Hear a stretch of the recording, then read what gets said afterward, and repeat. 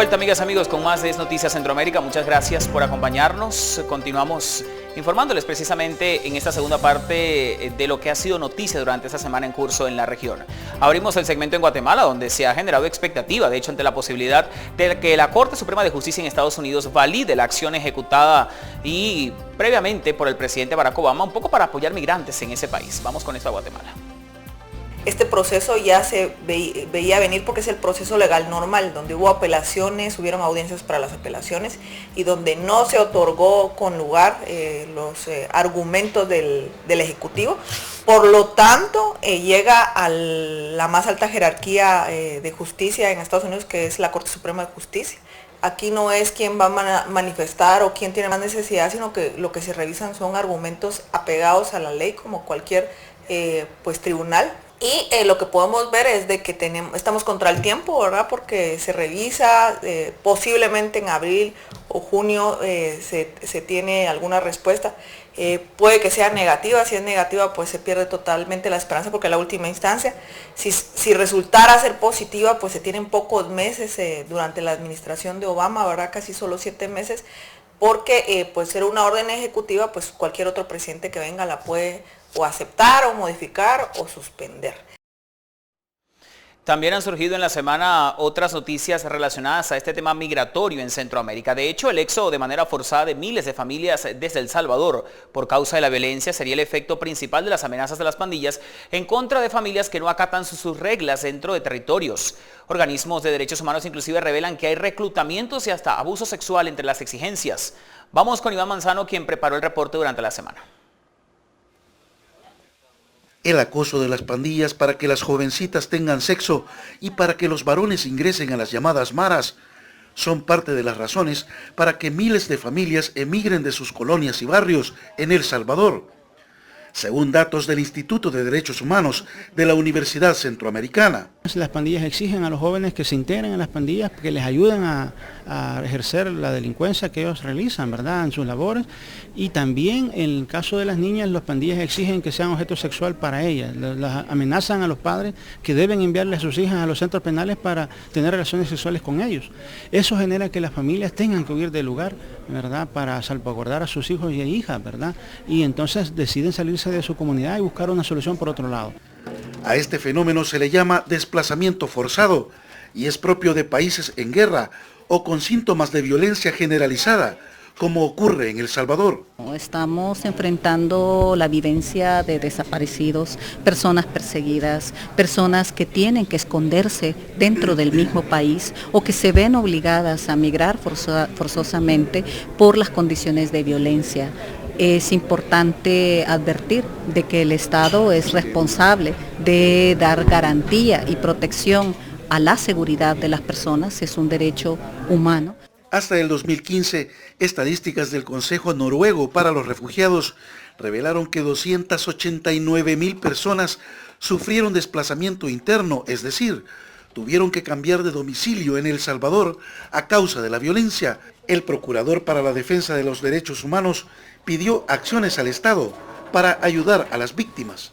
Precisamente es que son urgentes las medidas de alivio para las víctimas ya, los albergues, los programas de rehabilitación, los fondos económicos para apoyo a las familias. El eje de atención a víctimas debe ser la prioridad, la urgencia. Según activistas de derechos humanos, las pandillas hasta exigen documentos de identidad a los desconocidos que cruzan sus territorios. Ya se han registrado asesinatos contra personas que viven en barrios de pandillas rivales. En San Salvador, Iván Manzano, CB24 Noticias.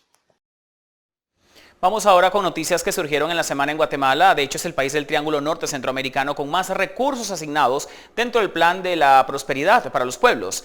Este programa, recordemos, cuenta con un aporte económico de $750 millones provenientes del gobierno de Washington para combatir sobre todo las causas socioeconómicas que provocan la migración ilegal de centroamericanos hacia Estados Unidos. Así lo dio a conocer el lunes de esta semana el gobierno salvadoreño. Y es que de acuerdo con la información que tenemos en pantalla, parte de los $750 millones se destinarán de la siguiente forma. Guatemala, por ejemplo, es el país que más dinero tiene asignado, con 112 millones de la moneda norteamericana. Honduras cuenta por su parte con 98 millones, mientras que El Salvador solo con $65 millones. Y a propósito de este tema, el número de personas indocumentadas en Estados Unidos también bajó a menos de 11 millones. Esa información surgió en la semana. Así lo reveló un informe del Centro de Estudios sobre Migración con sede en Nueva York. Según el estudio, entre 2008 y 2014, la cifra de personas sin documentos lleva una tendencia a la baja, pero esto no parece darse con los indocumentados de Centroamérica, los cuales más bien han ido en aumento. En el Centro de Estudios sobre Migración, la cifra de indocumentados pasó de 12 millones en 2008 a 10.9 en 2014. Una tendencia de baja que se ha reflejado año con año durante ese periodo. Así, desde el año 2004 no se daba que la cifra de indocumentados en Estados Unidos cayera a menos de 11 millones de personas. Escenario que para los encargados del estudio tiene una justificación: el descenso en las llegadas de inmigrantes procedentes de México en los últimos 10 años. Sin embargo, el caso centroamericano es todo lo contrario. Esta subregión presenta la segunda mayor población de indocumentados, solo por detrás de México, y la que más ha crecido entre el periodo 2010-2014, con un aumento del 5%. Según el estudio, entre 2010 y 2014, los indocumentados de procedencia centroamericana aumentaron en 75,000 personas, siendo los salvadoreños los que encabezan la lista, ya que para el 2014 existían 631,000 sin documentos. A esto le seguían los guatemaltecos y luego los hondureños. Y mientras también durante la semana surgieron estas informaciones relacionadas al éxodo centroamericano hacia Estados Unidos, hay otro factor migratorio importante en la región, tiene que ver con los cubanos que aún están en tránsito hacia la Unión Norteamericana. Vamos con estas noticias.